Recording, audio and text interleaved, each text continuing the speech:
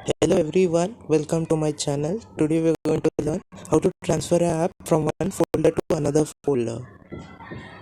So if you are new to our channel, please do like, share and subscribe our channel. Also please do not forget to touch the notification bell for the latest and the best notifications in our channel. So now to transfer one app from one folder to another, first you have to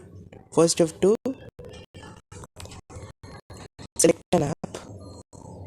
Example, I'm selecting classroom. Now I've kept it over here. Now if I have to put in another folder, I have to select it and I can put in this. So this is the way how you can transfer from one folder to another. Also you can transfer it again back to its old folder like this. See, again it has come back in the folder. So like this you can transfer one app to another. One app from one folder to another.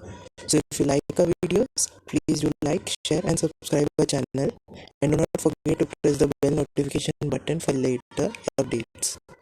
Please watch the video till the end. Bye bye, take care.